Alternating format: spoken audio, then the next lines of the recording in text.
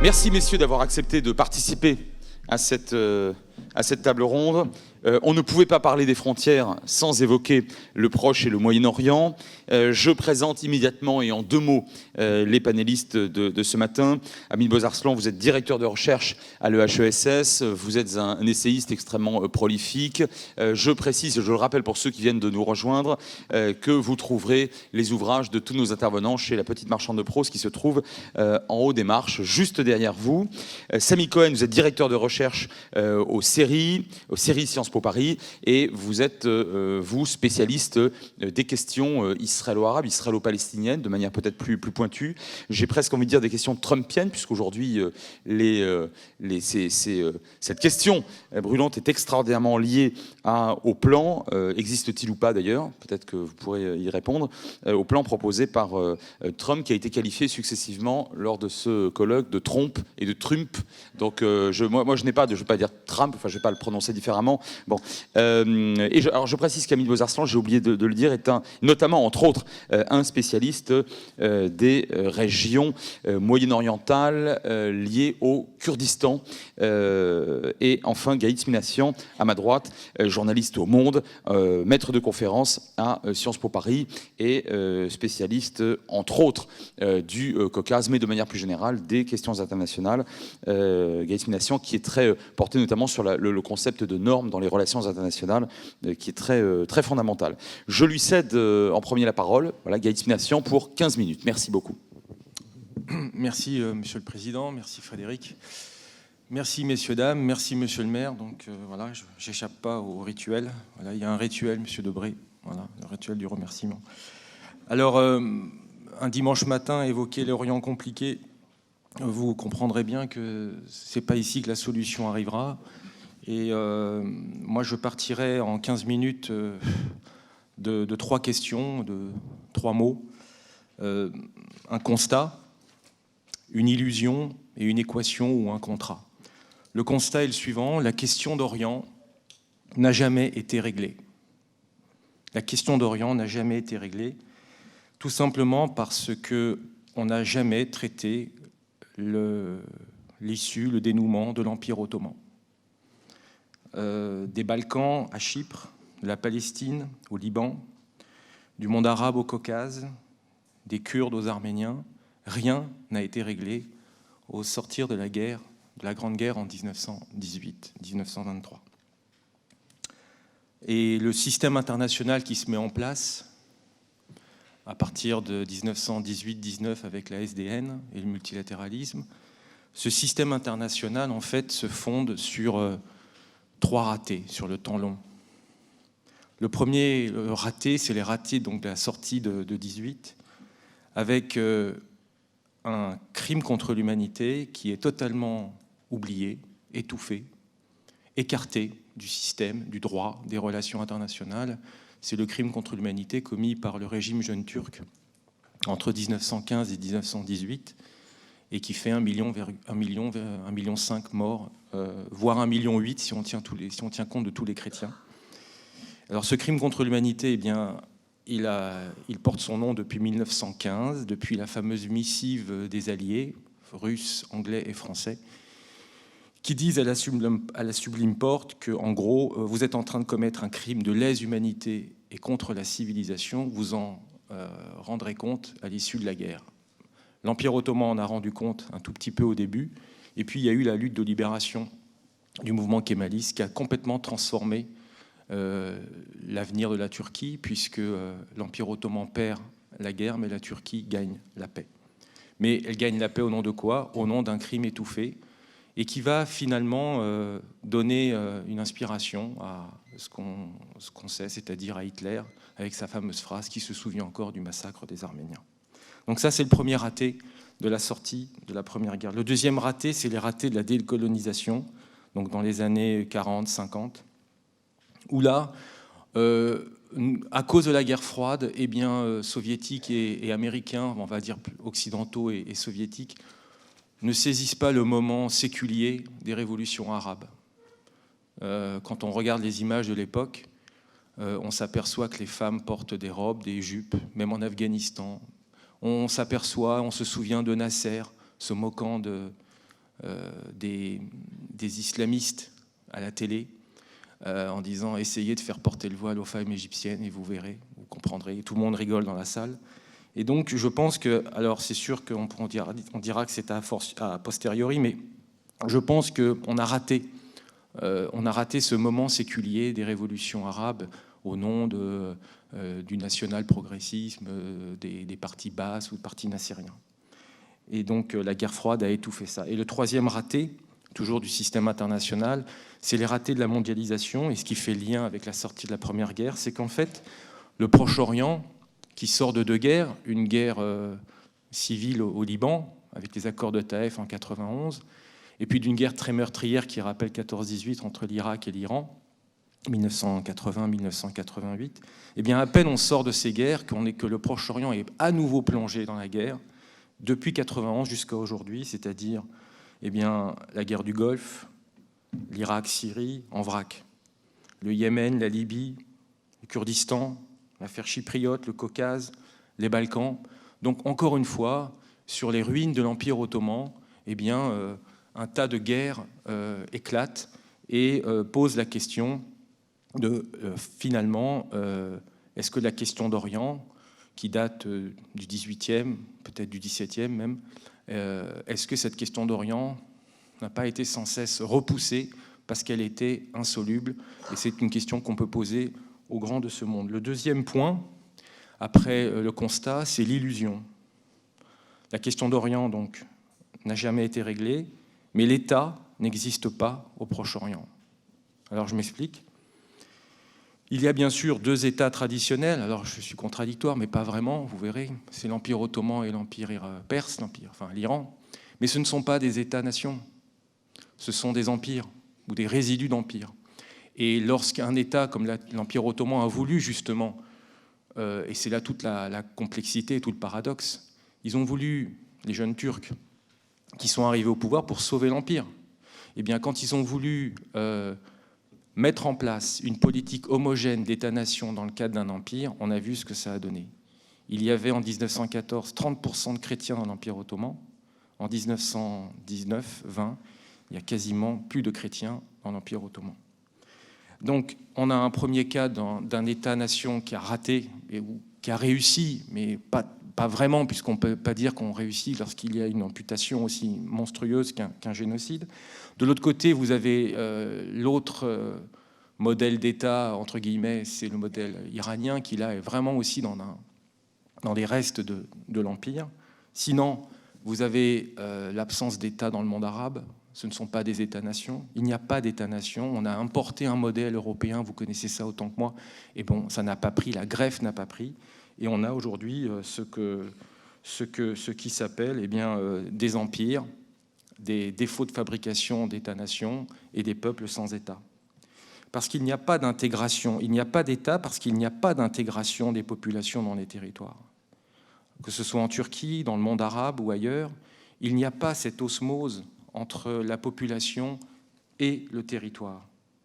Et donc, s'il n'y a pas d'osmose entre la population et le territoire, il ne peut pas y avoir de frontières stables. Sauf peut-être ce qu'on pourrait appeler le limes, c'est-à-dire les deux limes, c'est-à-dire la frontière entre la Turquie et l'ex-empire soviétique ou russe, et puis entre la Turquie et l'Iran, et peut-être entre l'ex-empire soviétique et l'Iran. Et donc on voit bien que ce carrefour du Caucase est pas simplement un carrefour parce que géographiquement on dirait un couloir, mais c'est surtout le point d'intersection de ces trois empires. Alors, il n'y a pas aussi d'État-nation parce qu'il n'y a pas d'autorité politique centrale, peut-être en dehors de l'Iran, mais le reste non. En Turquie, on a Ankara, Istanbul. Dans le monde arabe, on ne sait pas où est le centre. Est-ce que c'est la Mecque? Mais attention, c'est religieux. Et si c'est politique, est-ce que c'est Damas ou est-ce que c'est Bagdad? Et en Israël, on a le même problème. Tel Aviv, Jérusalem, même si pour les Juifs ou les Israéliens de confession juive, ça reste Jérusalem, mais il y a un problème d'acceptation par l'ensemble du monde. Donc il y a un problème d'autorité. Alors, je veux en venir à ce qui se passe aujourd'hui avec les frontières. Ratzel disait les frontières sont les cicatrices de l'histoire. Moi, j'ai envie de paraphraser et dire que les frontières sont les plaies de la mémoire.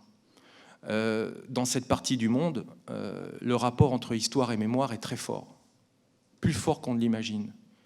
Et que ce soit Daesh, qui fait référence au califat qui tombe au XIIIe siècle, ou que ce soit les Arméniens, ou que ce soit les Turcs, que ce soit les Iraniens, les Israéliens, bref, toute cette partie du monde a un rapport particulier avec la mémoire. Et quand on parle des lois mémorielles ici, ou quand on parle du passé, on ne comprend rien au problème du Proche-Orient si on met de côté, si on exclut la mémoire du règlement des questions locales. Je finirai avec un troisième point, qui est donc l'équation. Est-ce un espace sans espoir? Est-ce que la question de l'Orient compliqué pose finalement la question du contrat? Je n'ai pas de solution, bien entendu, parce que ce n'est pas ici, moi, du haut de cette tribune, qui vais trouver une solution pour le Proche-Orient. Mais je lance des pistes, si je peux me permettre.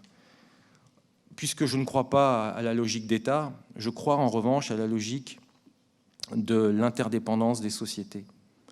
Je pense que ce qui se passe en Turquie, avec le vote contre Erdogan à Istanbul, ce qui s'est passé avec le printemps arabe, ce qui peut se passer en Iran, où on voit une distinction entre la société iranienne et le régime, je pense qu'il faudrait qu'on arrive à faire comprendre à nos gouvernants et nous-mêmes, observateurs, de jouer à fond la carte de l'intersocial et de la corrélation, l'interaction entre les différentes sociétés qui sont en train de s'autonomiser des politiques d'État. Et ça, je pense que c'est quelque chose qu'il faut absolument suivre parce que les sociétés sont a priori plus raisonnables que les politiques d'État. J'ai un point à voir aussi avec le rapport à l'histoire et à la mémoire et le rapport entre les Occidentaux et les populations là-bas, sur place. Moi, je pense que n'attendez pas de moi que je sois anti-occidental, comme certains peuvent l'être, mais en revanche, je pense que, bon, c'est plus compliqué, comme on le sait, mais il y a une part de responsabilité partout, à la fois au niveau des Occidentaux, mais aussi au niveau des élites nationales et des peuples en général. La première question que je pose, moi, c'est aux Occidentaux. C'est que tant que l'Occident considérera le reste du monde, ne considérera pas le reste du monde dans son historicité et son humanité, il y aura toujours ce phénomène de domination qui est insupportable pour les peuples qui ne sont pas issus du monde occidental. Et ça, je pense qu'aujourd'hui, c'est peut-être l'occasion, avec ce qui se passe dans le monde, où on voit que l'Occident a un peu perdu de sa superbe, eh bien, il serait peut-être temps d'imaginer une autre conception de l'histoire que celle de la domination en ce qui concerne les vieilles civilisations européennes, et je mets dedans, par prolongement, je mets dedans les États-Unis. Mais ça n'exclut pas les élites nationales arabes, turques, iraniennes, russes, etc., et même des peuples plus petits. Ça n'exclut pas ces élites de toute responsabilité. On dit souvent que l'Occident a humilié les émergents, mais les émergents humilient les plus petits. Et ça aussi, il faut tenir compte de ce rapport de domination. Et puis, j'ai une autre idée à faire valoir, c'est quelque chose qui me touche en particulier et qui vient prouver que, pour moi, que la mémoire n'est pas tournée vers le passé. De même que l'Europe a eu raison de s'emparer de la Shoah pour asseoir l'état de droit en Europe continentale, je pense qu'il serait temps que, et pourquoi pas sous inspiration de la France, sans domination, que cette partie du monde s'empare du génocide des Arméniens pour asseoir la démocratisation, je ne dis pas la démocratie, le processus de démocratisation de l'ensemble des peuples de la région. Pourquoi je dis l'ensemble des peuples de la région? Parce que tous les peuples issus de l'Empire ottoman, des Balkans en Libye, de l'Égypte au monde arabe, du Caucase à la Turquie, en passant par le Liban, eh bien, toute cette partie du monde sait ce qui s'est passé en 1915. Et quand on revoit les images du génocide des Yézidis et des Kurdes en 2015-2016. 2015, année du centenaire du génocide. Eh bien, ça rappelle les images des déportations de 1915. Et je pense que si, en Turquie, en Israël, dans le monde arabe, on arrivait à extraire cette violence structurelle des États en s'emparant de la question du génocide, eh bien, on permettrait de démocratiser et de dénationaliser les politiques publiques, aussi bien en Turquie qu'en Arménie, parce qu'il ne faut pas faire de ce problème un problème bilatéral. Par définition, un crime contre l'humanité touche l'ensemble de l'humanité, et je pense que ce serait tourné vers l'avenir, parce qu'il faut essayer d'utiliser toutes les possibilités, toutes les opportunités pour asseoir la paix dans cette région qui, a priori, ne serait jamais en paix, parce que c'est un carrefour des différentes puissances. Mais quand même, il faut tenter. Et il faut utiliser tout ce que, je dirais, les démocrates en Turquie, qui viennent de marquer un point avec la victoire d'Imamoglu. Et il faut les aider. Il faut aider les démocrates turcs à sortir de cette chape de plomb. Il faut aider les démocrates de l'ensemble de cette partie du monde à saisir cette occasion du passé pour asseoir cet état de droit, si possible, pour redistribuer justement un petit peu de paix et de dignité. C'est quelque part ce que disait un peu le printemps arabe. Le printemps arabe, ce n'est pas une poussée nationaliste, c'est une poussée de dignité humaine et de respect de la dignité humaine. Je finirai par un petit point sur la sécurité dans la région. Il va falloir penser, maintenant que tous les États sont en ruine dans la région, il va falloir penser à la sécurité de demain. Certains pensent à une OSCE sur l'intangibilité des frontières, le respect des droits de l'homme. Pourquoi pas? Mais attention, l'OSCE marche sur deux principes. C'est l'inclusion, tout le monde. Ça veut dire, est-ce qu'Israël serait dans cette OSCE? Et deuxièmement, l'OSCE prend des dispositions non contraignantes. Donc si c'est pour arriver à faire en sorte de créer une OSCE régionale dans le Proche-Orient sans disposition contraignante, ça va poser un problème. Autre question qui me vient à l'esprit, on a vu notre reflux, nous, diplomatie occidentale dans cette partie du monde, tous les jours on voit cette impuissance. En revanche, tous les jours on assiste à la puissance de la Russie dans la région. La Russie a une diplomatie qui parle à tout le monde, des Iraniens aux Turcs, des Turcs aux Israéliens, des Israéliens aux Saoudiens, en passant par le Liban, le Hezbollah, le Hamas, l'Irak, la Syrie, etc. Tout le monde. Donc à un moment donné, aujourd'hui, on peut dire que c'est une victoire de la diplomatie russe, mais jusqu'à quand? Parce que je ne vois pas comment, avec cette diplomatie de la segmentation, du bilatéral, à un moment donné, la Russie va être prise par ses propres contradictions. Donc voilà ce que je pourrais dire en quelques points, en lançant des pistes de réflexion sur ce qui pourrait être un Orient un peu décompliqué, si j'ose dire. Merci.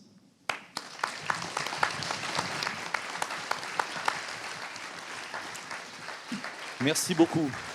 Merci beaucoup, Gaïs Minassian. Je retiens ces constats qui me semblent frapper au coin du bon sens, ces illusions. Merci d'avoir évoqué cette mémoire génocidaire et les interactions géopolitiques qui sont la sienne très très souvent d'ailleurs, et pas seulement dans cette région, mais en particulier dans cette région. La faiblesse des États-nations, bien sûr, dans ce qu'on appelle dans le monde arabe, enfin, la notion de watan, de nation, qui est extrêmement faible et en tout cas effondrée depuis un certain nombre d'années, sinon maintenant de décennies, et cette importation de l'idée du concept d'État-nation en provenance pour l'essentiel de la France et de l'Allemagne. Et merci pour cette humilité prospective et proactive et ces propositions extrêmement concrètes. Sans plus tarder, je cède la parole à Hamid Bozarslan pour 15 minutes. Donc, un grand merci, cher Président. À vrai dire, je ne suis pas du tout spécialiste de relations internationales, encore moins des questions géopolitiques. Je suis beaucoup plus dans l'histoire et la sociologie politique, mais je ne voulais pas répondre négativement à ta gentille invitation, donc que j'ai acceptée. Et en partant de 2 ou 3 points, j'essaierai de voir qu'est-ce que la notion de frontière éventuellement peut signifier pour un historien ou un spécialiste politique et dans la durée. Dans la durée, et le premier point que je prendrai en considération, c'est la question du centre. Non pas la question du centre et de périphérie, comme on pouvait le formuler dans les années 60-70, mais la question de où sont les centres du monde arabe. parce que je crois qu'effectivement, on a l'impression d'assister à un décentrement du monde arabe. Si vous prenez par exemple dans les années 1960 et 1970, on peut très clairement dire que le monde arabe a ses centres internes. Ces centres sont des centres politiques, culturels, des centres de militance. Ce sont aussi des modèles. Le Caire représente finalement la capitale de front de refus. Bagdad et Damas incarnent une sorte de socialisme arabe avec Alger. Beyrouth est la capitale du mouvement de résistance palestinien. Je n'ai aucune nostalgie de cette période. Il n'en reste pas moins que durant ces décennies-là, le monde arabe a ses propres centres qui sont internes. À partir de 1979, l'année où il y a eu à la fois la révolution iranienne et l'occupation de l'Afghanistan, en revanche, on assiste à un déplacement des centres du monde arabe vers l'extérieur. Et ces extérieurs ne se trouvent ni en Europe, ni en Union soviétique, ni en Amérique, mais dans deux territoires non arabes, Peshawar, la capitale du djihad afghan. C'est à partir de Peshawar qu'une transhumance des Arabes afghans est organisée. Le radicalisme pré-Al-Qaïda de Abdullah Azzam voit le jour dans la ville de Peshawar et Téhéran parce que c'est la capitale de la révolution islamique. C'est à partir de Téhéran et ses interventions militaires en Iran, au Liban que dès 1982, on va avoir l'organisation de Hezbollah, qui va devenir une sorte de matrice chiite. Et donc, du coup, effectivement, la matrice sunnite a été formée à Peshawar, alors que la matrice chiite a été formée à Téhéran. Et je crois que ces deux éléments sont extrêmement importants pour comprendre le malheur du monde arabe, qui ne se trouve pas uniquement dans l'exclusion, dans le colonialisme, dans la création de l'État d'Israël, dans ce passé très lointain qui remonte jusqu'aux croisades, selon certains penseurs arabes. Ce malheur se trouve aussi dans l'évolution post-79. Cette évolution post-79 fait que le décentrement du monde arabe détermine l'avenir des sociétés arabes. On était beaucoup à espérer en 2011 que le monde arabe réinventerait ses propres modèles et ses propres centres. Et la place de Kasbah à Tunis et surtout la place Tahrir en Égypte nous paraissaient comme de nouveaux centres politiques et intellectuels du monde arabe, lui donnant le là, mais lui permettant aussi de s'inventer une nouvelle identité politique. Mais Al-Zawahiri, le leader de Al-Qaïda, numéro 2 au début de 2011, numéro 1 à la fin de 2011 de l'organisation Al-Qaïda, a été infiniment plus réaliste que nous. Dès mai-juin 2011, Al-Zawahiri expliquait que l'histoire du monde arabe allait s'écrire ailleurs que sur la place Tahrir et autrement. Et je crois qu'effectivement, le fait que finalement l'islamisme radical ait demeuré si dominant après 2011 lui a donné raison. Un deuxième élément qu'il faudrait prendre en considération, et je crois que là aussi ça a un impact sur la notion des frontières, c'est que faire de l'histoire du monde arabe et du monde moyen-oriental d'ailleurs, depuis 1979. Là, je ne vais pas passer par la chronologie, mais voilà, effectivement, la révolution iranienne, l'occupation de l'Afghanistan, les trois guerres des années 1980, les guerres incessantes qui ont eu lieu depuis. Voilà, comment analyser cette période-là ?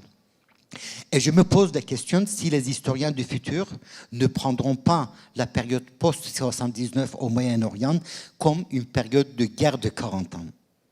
Une guerre de 40 ans, comme on parle aujourd'hui de la guerre de Péloponnèse, 431-404, ou comme on parle d'une guerre de 30 ans, 1618-1648. À vrai dire, les historiens savent que la guerre de Péloponnèse n'a pas existé, pas plus que la guerre de 30 ans. Il s'agissait en réalité d'un certain nombre extrêmement élevé de conflits, mais ces conflits avaient fini par agréger au point de ne signifier plus qu'un seul conflit. Et je crois qu'aujourd'hui, c'est qu'on observe dans le monde arabe, mais au-delà du monde arabe, dans un Moyen-Orient élargi sur lequel je reviendrai, dans ce Moyen-Orient élargi, on est en face désormais peut-être d'un seul conflit. Dans ce conflit, on a plusieurs dimensions.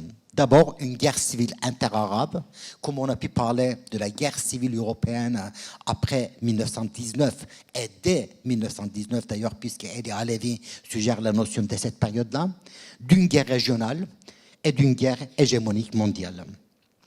Et dans cette triple guerre, on voit qu'une ligne de force émerge, c'est le conflit sunnite et chiite.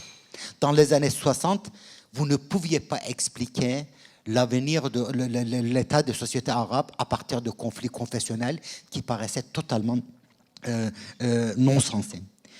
Les chiites existaient bien entendu, le rapport de pouvoir, tout ce que vous pouvez imaginer, effectivement le système de ségrégation, mais la confession ne constituait certainement pas la clé de lecture des sociétés irakiennes, syriennes, yéménites.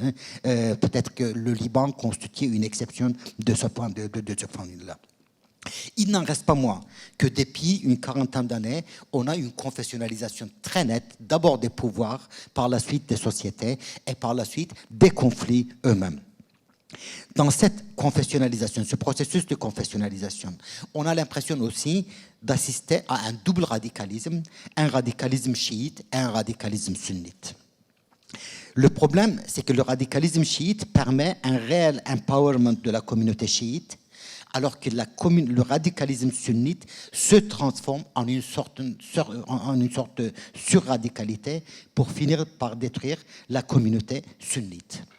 Et je crois que là, c'est un phénomène qui intervient à la fois dans les frontières interétatiques, si ces frontières-là ont un sens au Moyen-Orient, mais aussi à l'intérieur même de chacun des États. Cette transformation n'est pas la seule transformation qu'on observe depuis 40 ans. On a aussi l'impression que depuis 40 ans, on a un très net élargissement du Moyen-Orient.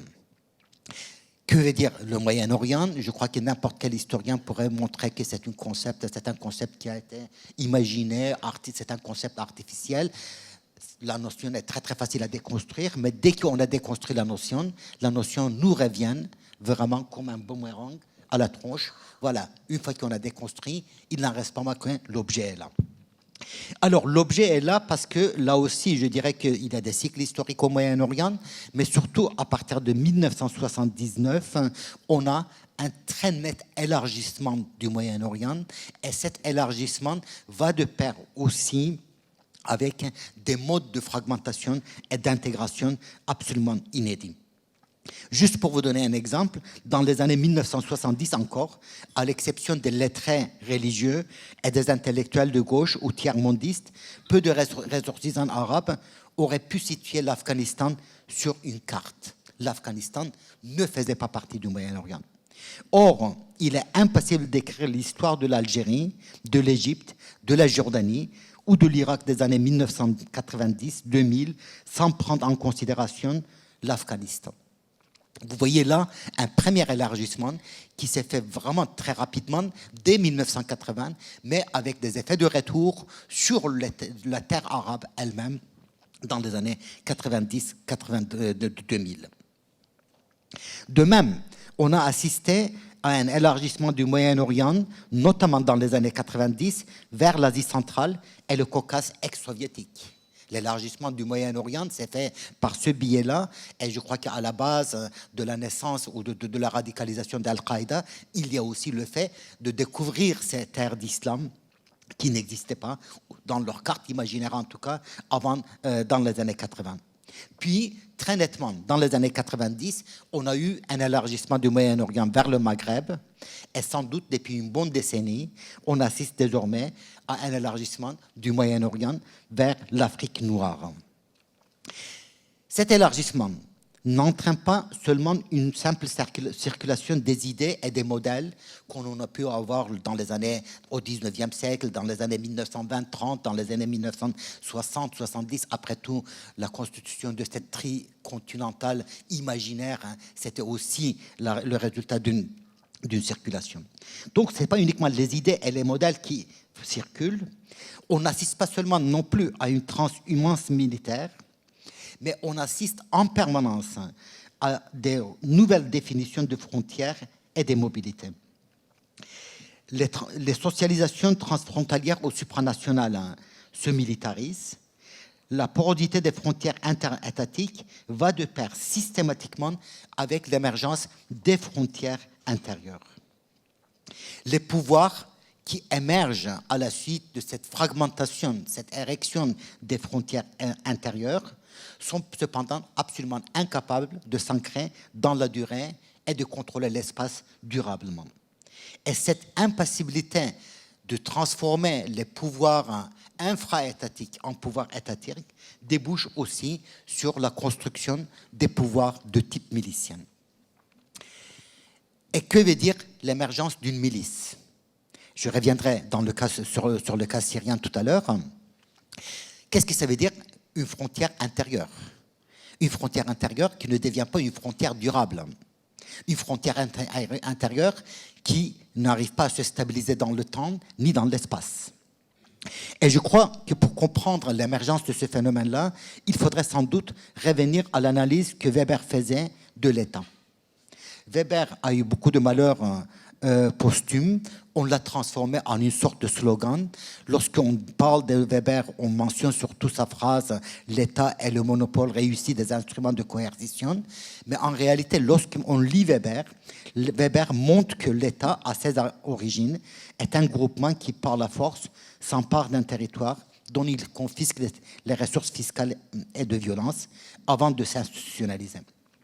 La question qu'on peut se poser, c'est qu'est-ce qui se passerait si l'État faisait le chemin inverse? Si l'État se désinstitutionnalisait et si l'État se transformait en un groupement criminel tentant de monopoliser les ressources de fiscalité et de violence par la force. Si l'État devenait un acteur non pas institutionnalisé désormais, mais prédateur. Qu'est-ce qui se passe lorsqu'un État devient une sorte de mafia, mais qui a sa frontière, son siège à l'ONU? Comment on peut envisager un État qui se survit par la brutalisation de sa société et par l'exportation de sa violence intérieure au-delà de ses frontières? Et quand on regarde au cours des 40 dernières années, on a l'impression d'être dans un système constamment à ce phénomène de la guerre d'Afghanistan à la guerre civile libanaise jusqu'aux guerres d'aujourd'hui. Mais sans doute, dans les années 2000, on a touché le comble, puisque en 2012, en Syrie, il y avait entre 1200 et 1500 milices. Ça veut dire que le temps et l'espace syrien étaient fragmentés en 1200. Mais 1200 entités incapables de s'ancrer dans la durée.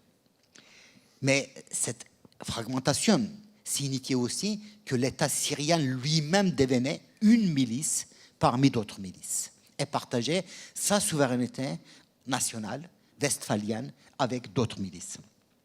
De la même manière, en Libye, aujourd'hui aussi, sans doute encore, il y a quelques 300 milices. Et lorsque, en 2012, l'État libyen a décidé de dissoudre les milices ont rétorqué en dissolvant l'État. Et voilà, je crois qu'effectivement, lorsqu'on parle de phénomène de frontières, il faudrait aussi prendre en considération ce type d'évolution et de fragmentation. Et là, on est clairement en face de la fin de l'État westphalien. Mais la fin de l'État westphalien signifie aussi la question de est-ce qu'on est en face d'une guerre ou est-ce qu'on est en face d'un simple phénomène de violence? Quand vous lisez les classiques, Ibn Khaldoun, le penseur arabe du XIVe siècle, mais Hobbes aussi, ils ne font pas de distinction entre la guerre et la violence, puisque dans notre logique westphalienne, la guerre est réservée, est une prérogative de l'État, alors que la violence émerge contre l'État. Ce sont des acteurs non étatiques qui produisent de la violence.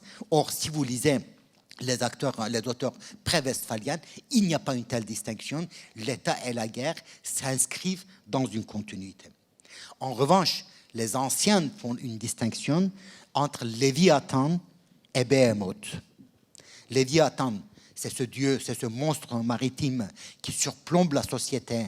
C'est le tyran, mais qui surplombe la société pour mieux protéger la société, alors que Behemoth, c'est ce monstre maritime qui surplombe la société pour la mieux détruire. Et je crois qu'effectivement, à la faveur de ces guerres successives qui ont vu le jour au Moyen-Orient, on est sans doute retourné à la question pré-westphalienne de, voilà, comment protéger la société et à la limite, comment réinventer le Léviathan pour couper la voie à Behemoth. Est-ce que j'ai encore quelques minutes ou non? Une.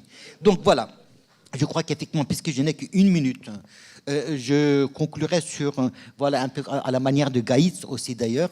Donc dans un texte que j'ai terminé en 2014, je partais du cas de la Libye et je me posais la question de comment on peut surmonter la crise libyenne.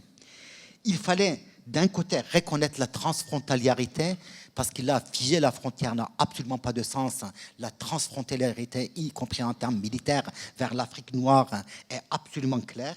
Mais en même temps, pacifier cette transfrontaliérité, donc reconnaître et pacifier, reconnaître l'autonomie des différentes régions de la Libye, notamment Benghazi et Tripoli, mais en même temps les réintégrer dans un cadre national, légitimer les cercles de socialisation qui avaient vu le jour après la Révolution ou pendant la Révolution, mais aussi de les démilitariser. Et je crois qu'on est en face des impératifs contradictoires, pas uniquement en Libye, un peu partout dans le Moyen-Orient. Mais il est aussi évident que face à des phénomènes de violence aussi polymorphes et polyformes, sans doute les dynamiques internes ne suffiront pas. Ils font des dynamiques externes. Et dès 1994, Ghassan Salamé, à l'époque professeur à Sciences Po, expliquait qu'il y avait un appel d'empire, que les empires ne se constituaient pas uniquement par la volonté d'expansion ou par la dynamique d'expansion, mais il y avait aussi parfois l'appel venant des sociétés d'un acteur extérieur qui les surplomberait pour arbitrer les conflits. Je crois qu'aujourd'hui, cette question d'appel d'empire existe, sauf que cet appel d'empire, Gaïs l'a souligné, la Russie y répond en détruisant les sociétés et en maximalisant sa puissance de nuisance. Les États-Unis n'ont sans doute jamais eu une administration aussi erratique depuis Andrew Jackson. Ça commence à faire. Et voilà. Et face à cette double acte, en face de ces doubles acteurs, malheureusement, l'Europe n'existe pas pour pouvoir peser.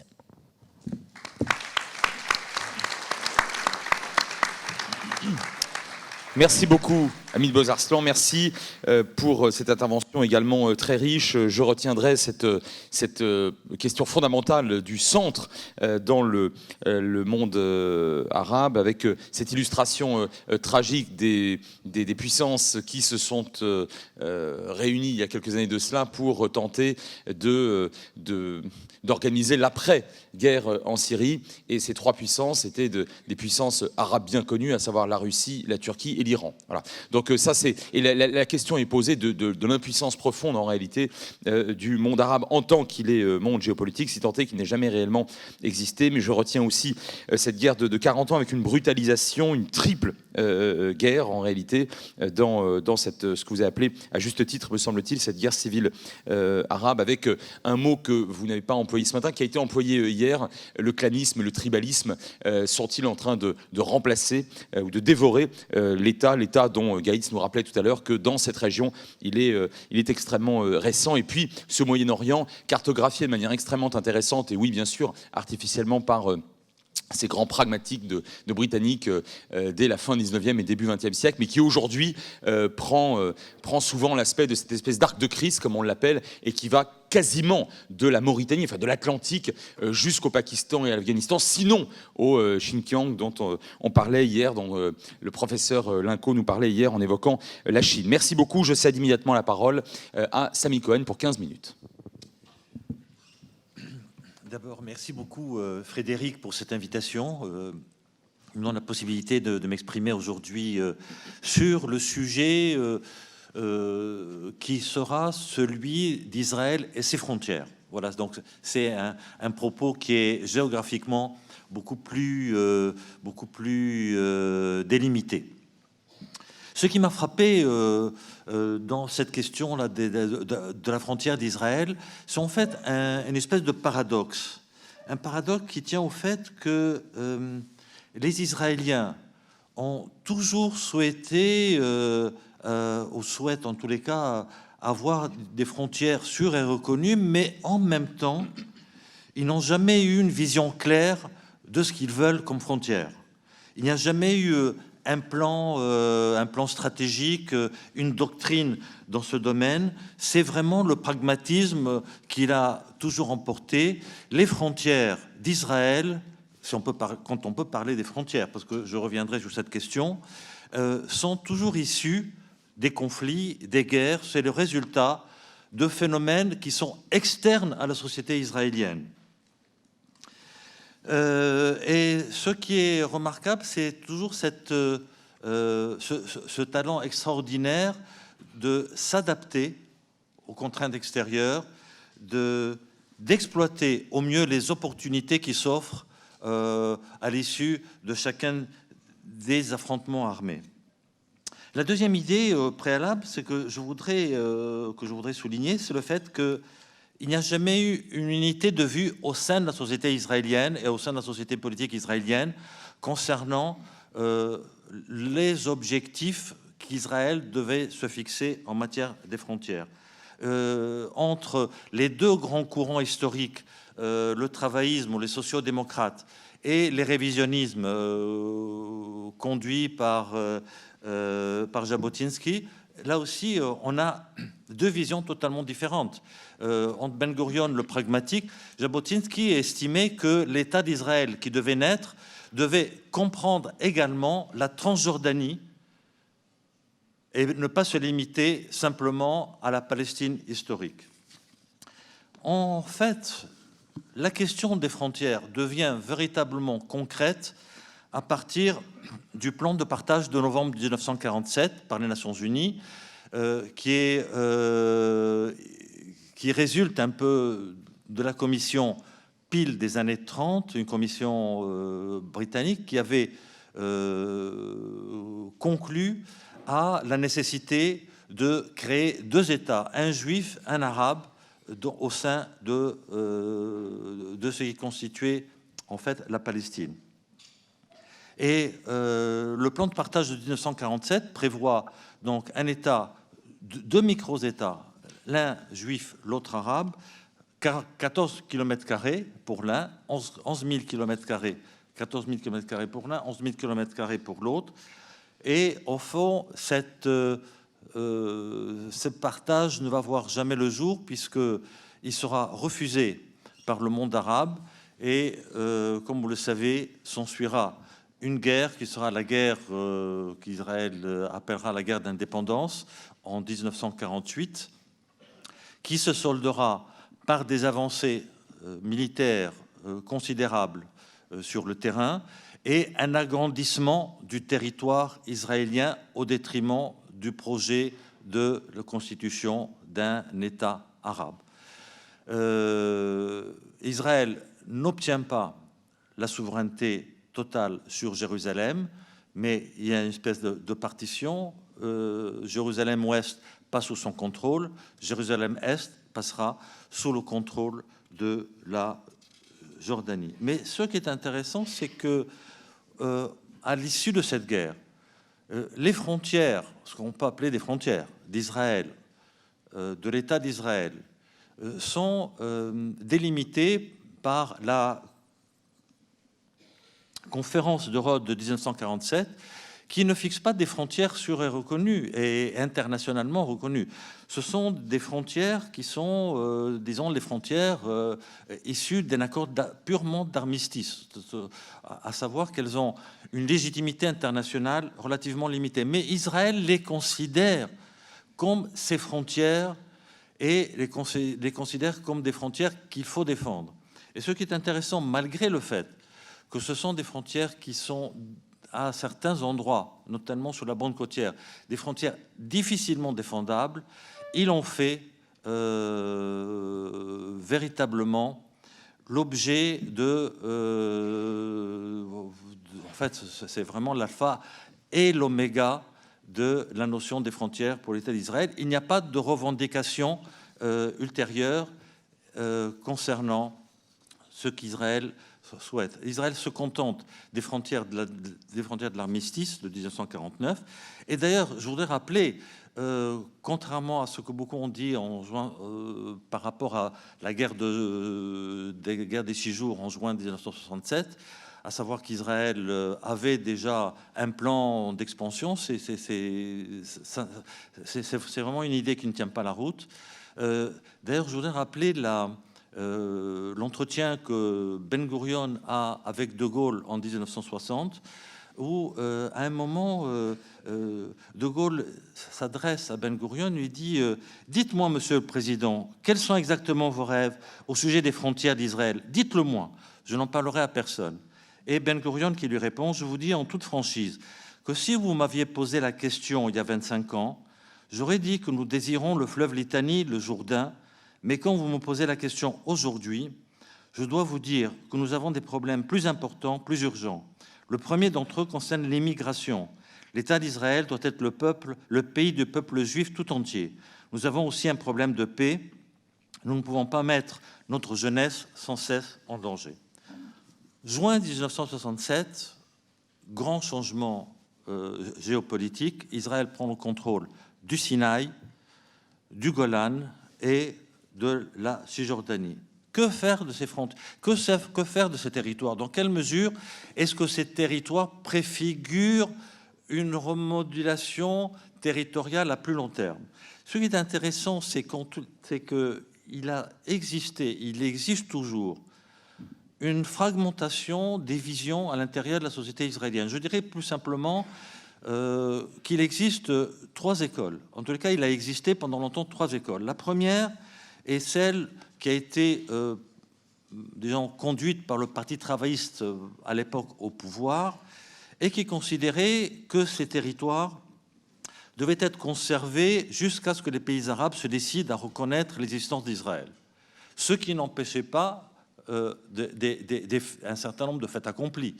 S'assurer des emplacements de quelques places fortes le long de la frontière du Jourdain ou sur les hauteurs de la Judée. La deuxième école est celle de l'école qu'on a appelée celle du Grand Israël, qui considérait que ces territoires revenaient ipso facto à Israël, puisque c'était des territoires qui appartenaient aux ancêtres. Et par conséquent, il y avait là une espèce de miracle, une espèce de rédemption. C'était là véritablement le retour du peuple juif dans les territoires de ses ancêtres. Et donc, la question des droits ne se posait pas, puisqu'il s'agissait de droits historiques qui avaient été accordés par le Tout-Puissant.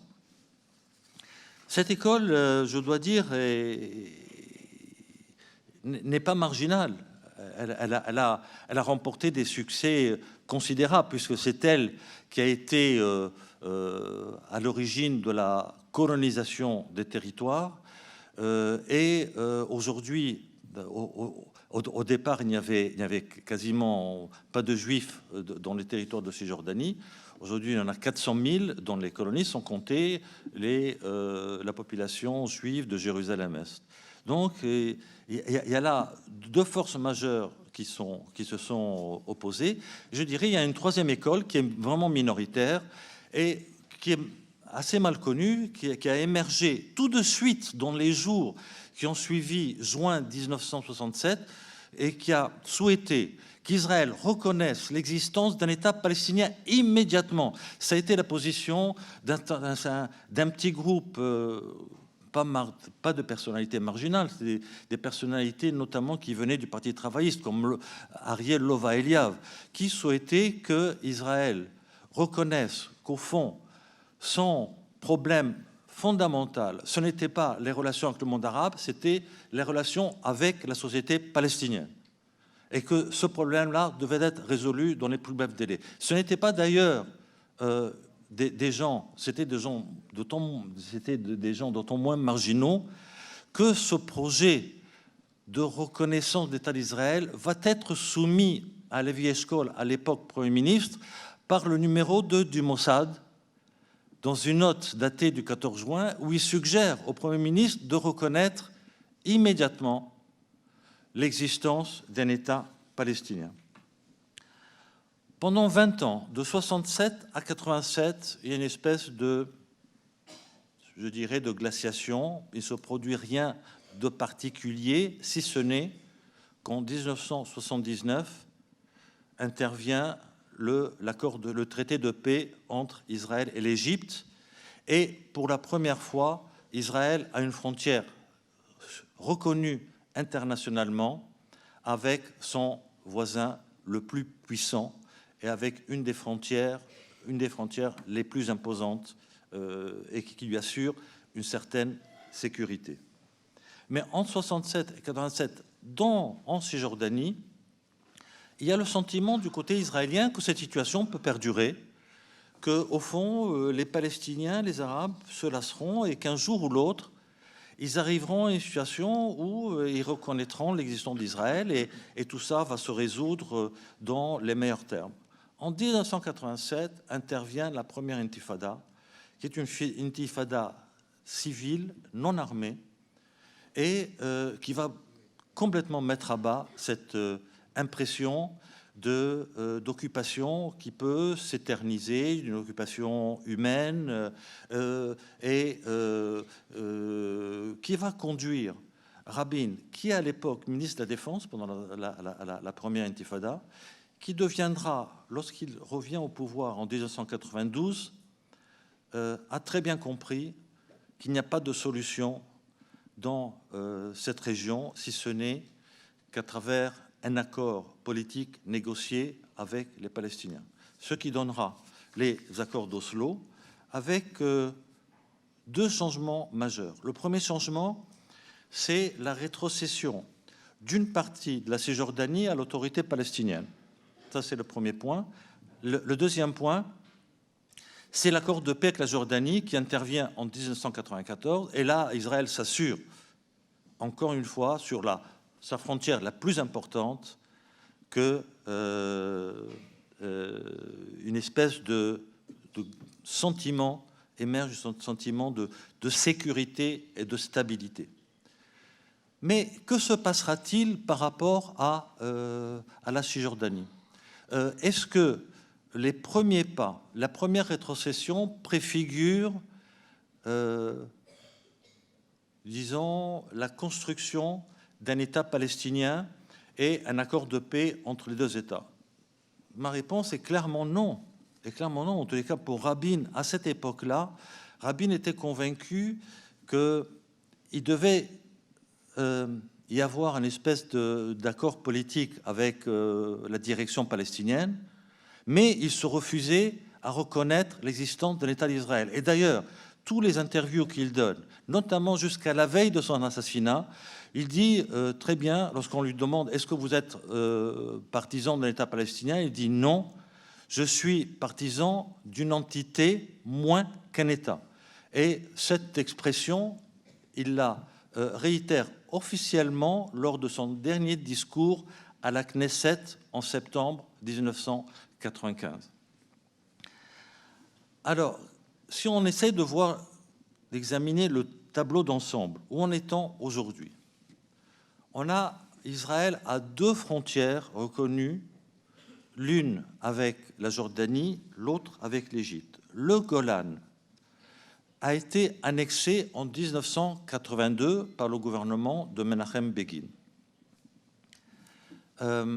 Cela étant, bien que les États-Unis, par la décision de Donald Trump de reconnaître la souveraineté israélienne sur le Golan, cette décision n'a pas entraîné un phénomène massif de reconnaissance dans le monde. Pratiquement, je crois que les Américains sont les seuls à reconnaître la souveraineté israélienne sur le Golan. Et donc, ça reste malgré tout une situation qui est relativement instable. Avec le Liban, bien qu'Israël ait provoqué cette incursion en territoire libanais en 1982, et s'en est retiré progressivement, ensuite définitivement en juillet 2000, cette frontière n'a jamais été contestée. Ce n'est pas une frontière internationalement reconnue par le Liban, c'est la frontière qui est issue des accords d'armistice de 1949 et qui tiennent toujours la route. Et on peut estimer qu'un jour, si la paix est signée entre Liban et Israël, ce sera la frontière reconnue entre les deux pays. Cette question de la frontière avec la Cisjordanie, la frontière avec la Palestine, reste pour l'instant totalement ouverte. Ce qu'on appelle la ligne verte, c'est-à-dire la frontière de l'accord d'armistice qui séparait Israël de la Cisjordanie, elle a disparu des cartes en Israël, curieusement. Vous prenez des cartes officielles, elles n'y figurent pas. Et en même temps, il n'y a pas une frontière de substitution. Et il n'y a pas une vision commune de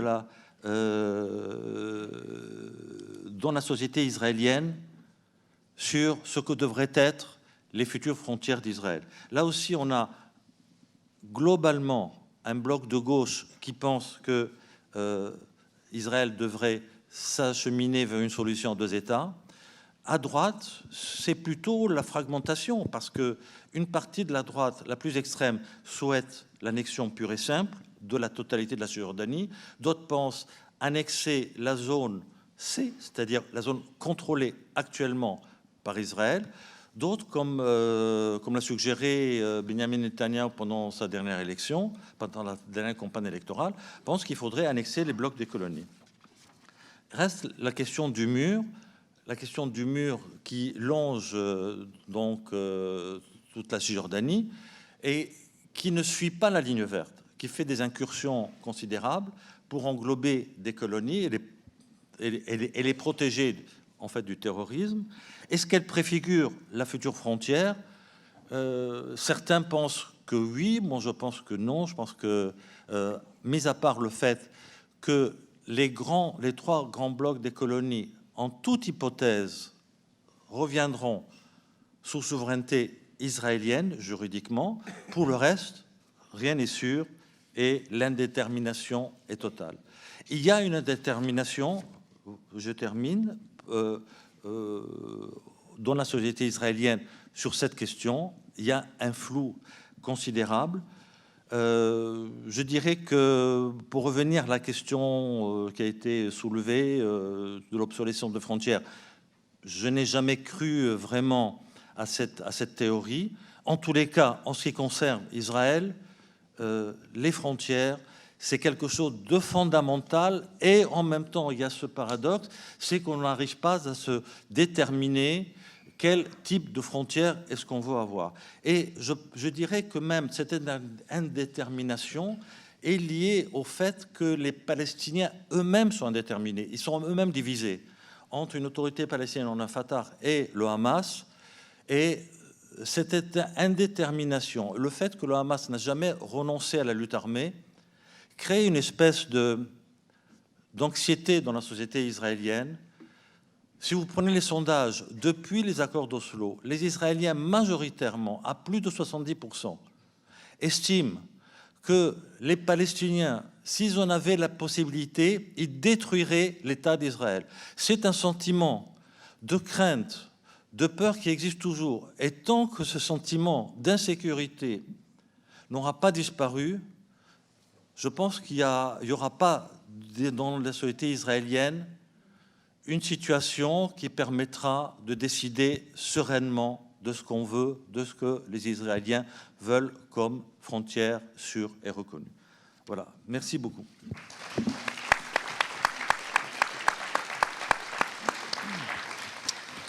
Merci beaucoup, Sami Cohen. Merci infiniment pour ce balayage extrêmement pointu, précis, à la fois historique et géographique, d'avoir rappelé le très grand pragmatisme de David Ben Gourion, qui d'ailleurs est reconnu par les Palestiniens eux-mêmes. Je parle de ce pragmatisme, ces trois écoles de pensée, effectivement.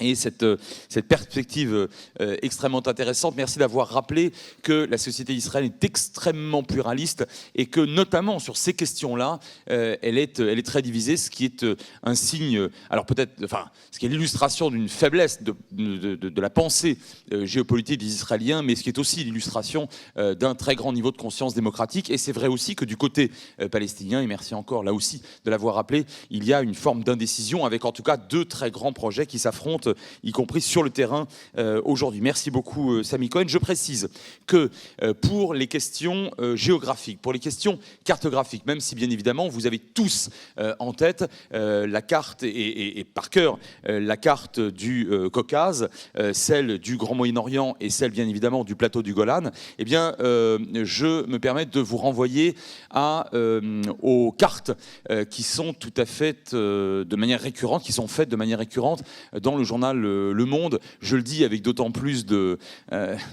complicité, de connivence et de sincérité que celle qui dirige le département cartographie au Monde provient de l'Institut français de géopolitique et qui fut une excellente de mes étudiantes, Delphine Papin. Et très régulièrement dans Le Monde, il y a une double page géopolitique avec des cartes extrêmement précises et que vous retrouverez chez la petite marchande de prose, des atlas et les ouvrages de nos intervenants qui sont eux-mêmes bourrés de cartes très intéressantes pour certains d'entre eux. J'ai une très bonne et une toute petite mauvaise nouvelle. La toute petite mauvaise nouvelle, c'est que je vais vous frustrer. La très bonne nouvelle, c'est que je vais vous frustrer parce que tout le monde veut écouter, bien évidemment, l'intégralité de la 2e table ronde de cette matinée. Mais si on veut l'écouter, il va falloir passer immédiatement à cette table ronde. Je vois d'ailleurs mon ami Alexis Lacroix qui trépigne et qui va se faire un plaisir de l'animer. Et néanmoins, privilège du grand témoin, une question ou une remarque, non, vraiment, de Régis Debray qui souhaite en poser une ou en faire une, ou les deux, à nos intervenants. Et donc, juste après, nous passerons la parole aux panélistes de la 2e table ronde de cette matinée. Et je vous remercie beaucoup de votre compréhension. Merci de votre indulgence, Frédéric, mais on a vu 3 exposés absolument remarquables. Une question pour chacun. Monsieur Cohen, est-ce qu'il n'y a pas une ambiguïté sur le mot frontière en Israël ? Est-ce que par frontière, il faut entendre ce que les Anglais appellent border, ou est-ce qu'il faut entendre frontière, c'est-à-dire front pionnier ? Est-ce que tout ne vient pas d'une confusion entre ces 2 sens ? Un front pionnier, par définition, il avance. C'est un front extensible qui fait du colon non un occupant, mais un pionnier. Et c'est peut-être de là qu'il y a une sorte d'harmonie entre la vision américaine des choses et la vision israélienne. Est-ce que c'est border, c'est-à-dire une frontière officiellement statique, ou bien est-ce que c'est frontière, c'est-à-dire un front qui avance ? C'est la conception, disons, anglo-saxonne du mot. Une petite question pour vous. Est-ce que les Occidentaux ne sont pas un peu responsables du décentrement dont vous parlez ? Il y a eu tout de même l'occupation de l'Afghanistan, donc Peshawar. Il y a eu l'occupation de l'Irak, donc Téhéran, comme nouveau centre, n'est-ce pas ? Et enfin, à vous, vous avez parlé des plaies de la mémoire, mais qu'est-ce qu'un Arménien, est-ce qu'un Arménien pourrait oublier le génocide ? Est-ce qu'un Israélien pourrait oublier Auschwitz ? Est-ce qu'un Palestinien pourrait oublier la Nakba ? Autrement dit, est-ce que la mémoire, ce n'est pas constitutif de l'identité, tout simplement ? Donc, comment faire pour extirper ou guérir cette plaie ? Voilà, c'est ces 3 questions qui me sont venues en vous écoutant. Chers amis, je commence ou... Comme vous voulez. C'est une question vaste, Régis Debray. Donc je vais essayer d'y répondre à ma manière. Moi, je ne dis pas qu'il faut oublier la mémoire. J'ai jamais dit ça. Et je ne dis pas que la mémoire doit être exclue du champ intellectuel, du débat, etc. Je dis juste que le rapport à la mémoire doit changer. La mémoire, c'est l'infantilisation. La mémoire, c'est l'irresponsabilisation. La mémoire, c'est un devoir. Or, l'histoire est justement l'inverse. C'est la responsabilisation, c'est la maturation et c'est un droit. Et je crois que dès lors qu'on sortira du couple turco-arménien ou arméno-turc, peu importe, eh bien, on rendra le plus grand service à l'histoire. Et je pense que, comme je l'ai dit, un génocide, ce n'est pas une question d'hymne ou de fanfare Un génocide, ce n'est pas une question nationale, c'est une question universelle. Et je pense que le plus grand service qu'on puisse rendre aux victimes, quel que soit le génocide, que ce soit la Shoah, que ce soit le Rwanda ou le génocide des Arméniens, c'est de faire en sorte que le système international sorte de sa myopie et vraiment prenne les devants pour justement mettre en place une vraie politique préventive. Moi ce qui me fait peur, quelque part, c'est qu'on ne retient aucune leçon de l'histoire, que ce soit le génocide des Arméniens, que ce soit la Shoah ou le Rwanda. Dans 10 ans, dans 15 ans, il y en aura encore d'autres génocides.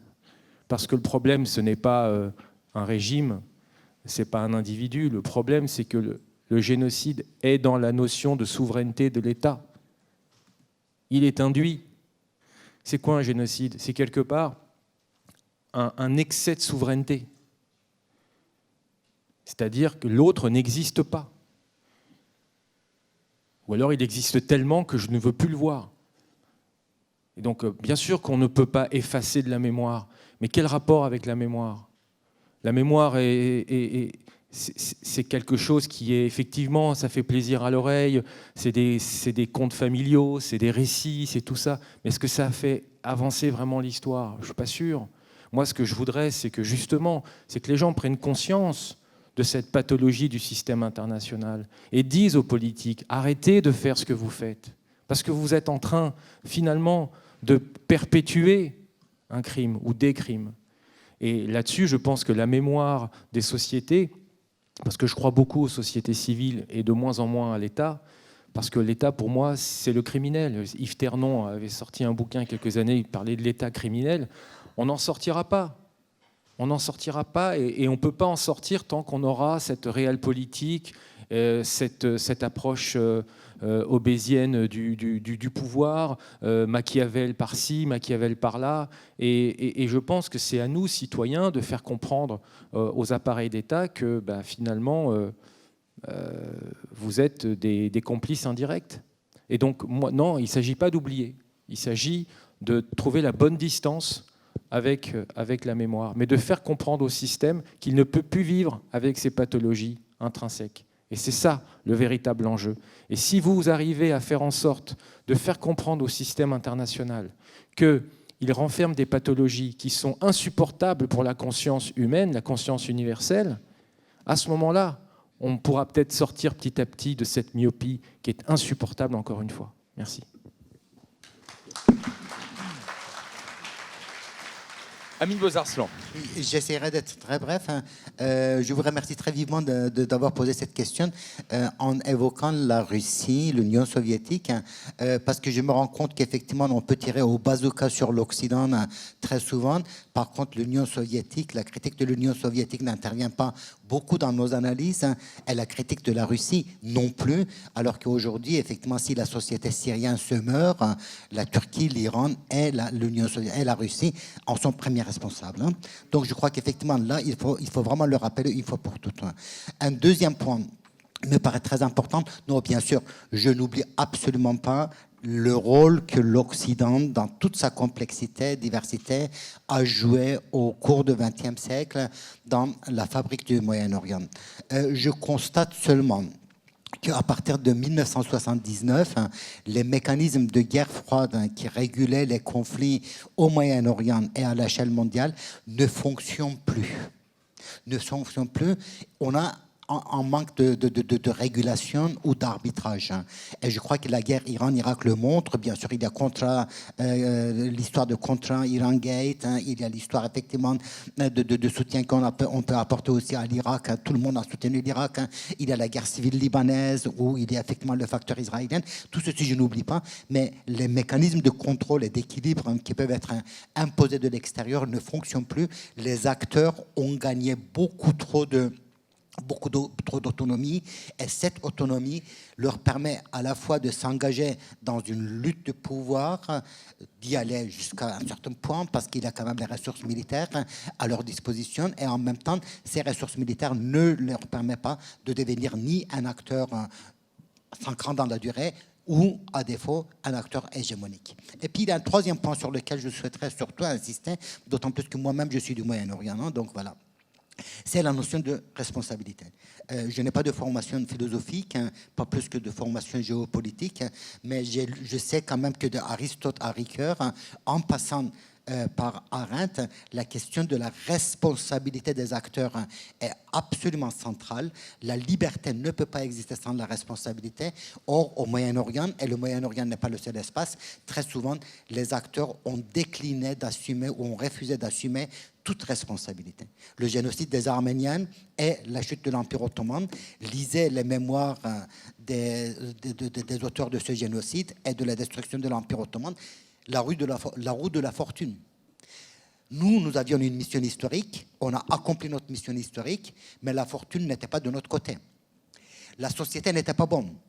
Le discours d'Hitler, 44, fin 44, si les Allemands doivent perdre la guerre, cela signifierait tout simplement qu'ils ne sont pas assez forts pour gagner la guerre. Tant pis pour eux. Et ce discours existe au Moyen-Orient. Regardez l'Algérie, la société algérienne pourrie, qui ne sert à rien, composée des infra-humains. C'est le discours officiel.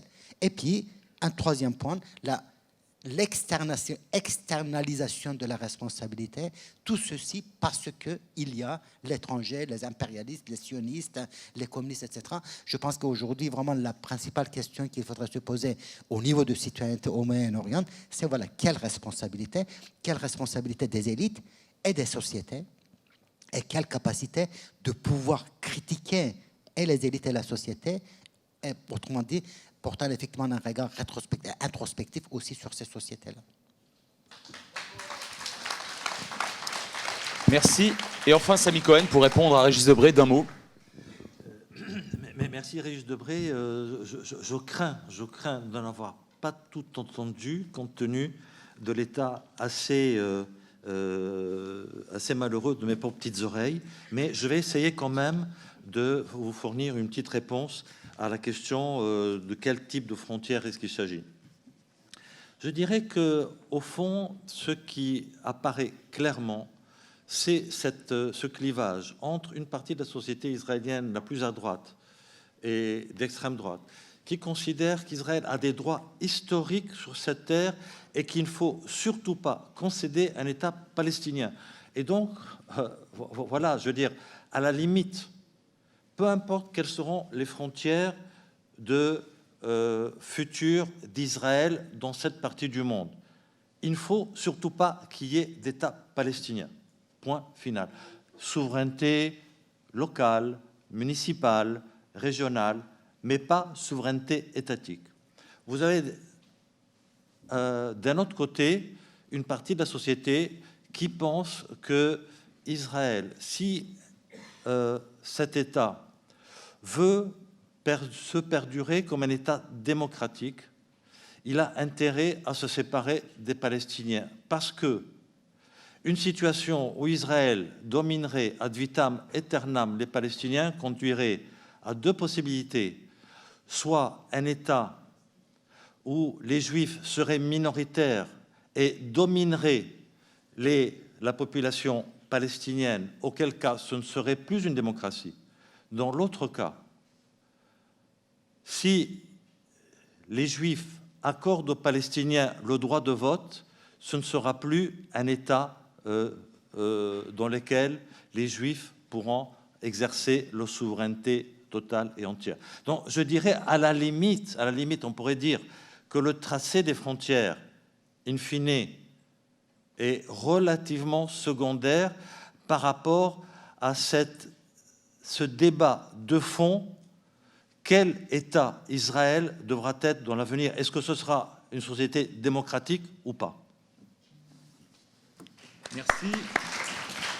Merci beaucoup, Samy Cohen. Merci pour l'excellence de nos trois panélistes. Merci infiniment. Je cède tout de suite la parole à mon ami Alexis Lacroix en lui demandant d'avoir la gentillesse de donner la parole en premier à Alain Frachon, qui aura un train à prendre assez tôt. Et lorsqu'on connaît l'état du réseau ferroviaire normand depuis 2 jours, si on veut qu'Alain Frachon regagne ses pénates avant 3 jours, il faudra quand même qu'il puisse intervenir rapidement. Merci beaucoup.